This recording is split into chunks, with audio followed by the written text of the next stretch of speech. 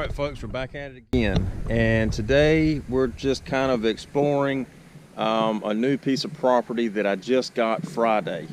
The owner said that it was planted, and I assumed that it was planted in crops, not planted in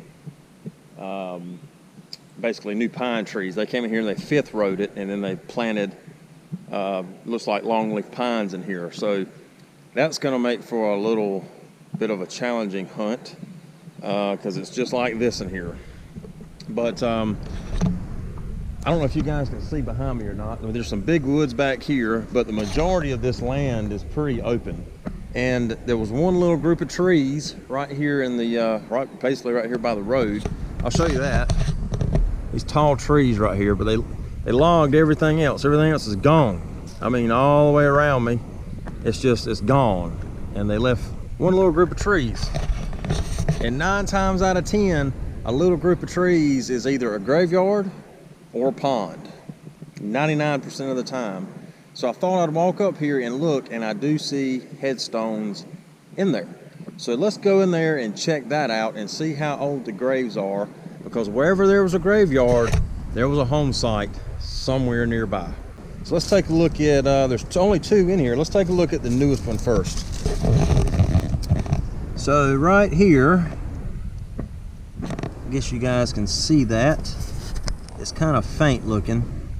But it basically says wife of the person's name, born November 22nd, 1828, and died February 22nd, 1906. So then there's another one over here. This says son of the person's name. He was born March 30th, 1824, and he died May 1st, 1869. So much older, and it does have a script also, but I cannot make it out.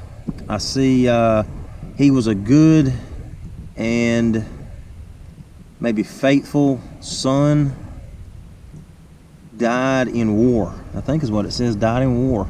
So apparently he fought 1824. He would have probably fought in the Civil War. So that's pretty cool. We're gonna go grab the machine and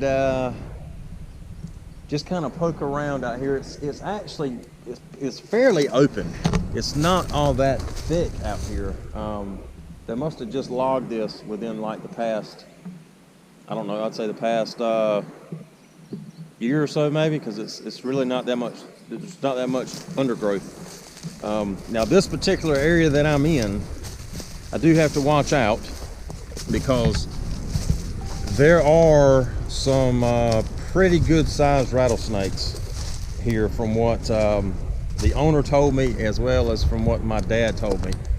He used to work this area back when he was in law enforcement, and he said that he saw some of the biggest rattlesnakes he's ever seen in this particular county. So have to watch out for them, listen for them. You'll hear them before you see them. More than likely you'll never actually see them, but they sound like a really high-pitched cricket, or like a cicada. You know, those little bugs that latch onto the tree at night and make that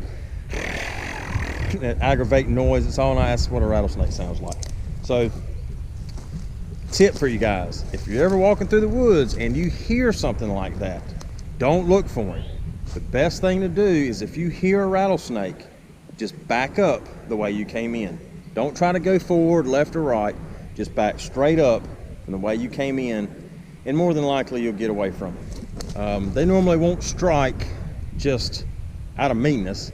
They're basically rattling that tail to let you know, man, you're getting too close to me, back up. So that's what you do, you back up. So we're gonna go grab the machine, and we'll poke around here for a few minutes and just, you know, see what's here. And if we find anything, we'll let you guys see it. Be back shortly. All right, so haven't found anything detecting yet, but I did just walk up on a couple of pieces of decorative pottery. I'm thinking those are more new, more so than old. So we're gonna leave them here, but that is a good sign. That does mean that somewhere out here there was a house site. I heard a little bit of iron coming in, and dug a couple of pieces of can. Decided to move on back further on the property and just see if that kind of would peter out and I could get into something a little older. So as soon as we come across something cool, we'll let y'all know. Flip the camera back on, I promise. I'm looking down as I walk because I don't want to step on a snake. So yeah, that's what we're gonna do. We're gonna, oh my goodness gracious. Let me show you what I'm talking about. See that right there? That's why I'm watching where I step. I mean, he is literally right there. Oh my goodness. Woo. Yes, go away. Go on. Go away. Go on. Oh my goodness. I think that's just a, could just be a water snake, but he's got that diamond head on him. He's right where I gotta walk. So let me find something to chunk at him. Try to get him to go on, because I got to go over that way. Go on now, get out of here. Okay, so now he's under the rock, so we're gonna work our way through here, and we're gonna spend several hours in here metal detecting and see what's here, because I'm still very hopeful that there is some buttons and some coinage in here along with all the snakes. Let's get at it, see what we can find. And I see quite a few things actually that have got my interest piqued. So let's take a look at those. One of them is very cool, and from where I'm standing, it looks to be real. So let's look at the couple things and pull them out for the first time. Up here, I got a bottleneck right here, and that's just what it is. It's just a bottleneck. All right, well, I thought that might have been a whole bottle. And then right here, I got a Hillbilly Mountain Dew. If that was in a little better shape, I might would keep that, but it's those painted labels never do good in the swamp. Now that bottle's sitting right here, but check this out, man. Look right there. Can you guys see that? That's a gun. That's a gun, man. That's a pistol. The owner did tell me that did happen to be 3 murders in here that have never been solved, and they never found the body. So I hope we don't find a leg bone or nothing in here. Let's pull this out. Check this thing out. Let's pull this rock off the top of it first. Oh my gosh, that is cool. Let's check it out. Well, it's just the back half. It is a gun. It is a real, looks like a real 6-shooter. That is freaking cool. Man, isn't that sweet? The barrel could be down there, so we'll check around. I'll turn the metal detector on and see if I can find the barrel, and if I can, then we'll get that out and take that on home. But that is freaking cool right there. I'm definitely gonna stick that in the pocket. Here's a bottle right here. Let's see what this says. Oh my goodness, I knew they were in here. This is a straight-sided Pepsi bottle from Greenville, North Carolina. Now this would have been about, yep, PCB. This would have been about 1902 to 1905. I knew they were in here. There could be hoeing in here somewhere. That is freaking cool right there too. All right, so what I'm gonna do is we'll turn y'all off.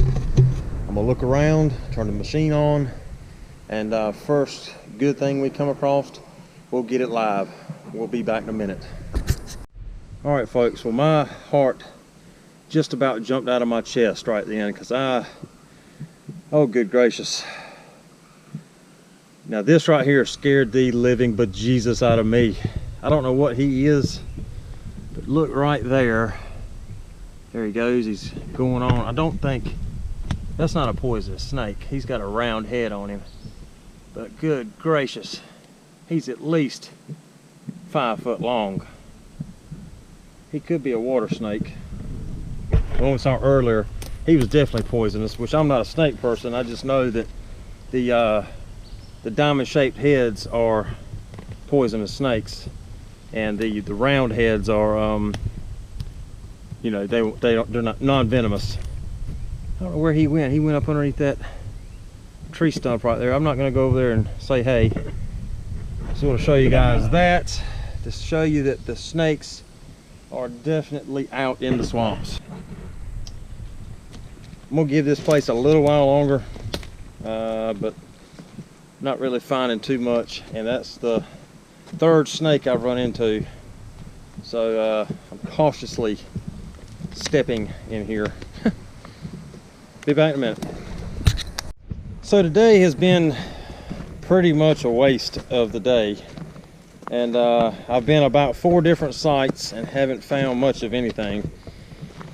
And I'm going to be headed home here in a minute, and I thought we'd just walk along the path here and look and see if we could find some League Creek fossils, the original ones, the good ones, not this little bitty junk they're finding now. So I'll show you the path, show you what it looks like, and the first tooth that I see, we'll recover it together. So here's the path. As you can see, goes on into a field back there that has a very good colonial site in it. And that way, there's my truck. And we're just gonna walk it to the end and then come back on that side and hopefully come out with a few teeth anyway. Let's get looking. All right, been here about 5 minutes. Got my first tooth right down here. Let's go in here and take a look. Looks like it's gonna be a nice little mako laying right there in the path. That pretty League Creek color right there. It's broke, of course, but we'll definitely take it and stick it in the pocket and keep getting it. Now this path, all right, be back shortly. All right, so got another tooth right here, right there. Let's go down here and take a look at him. Right there, another nice little mako. Check it out. Again, that root lobe is broke off, but still a nice looking little tooth. We'll stick it in the pocket and keep looking.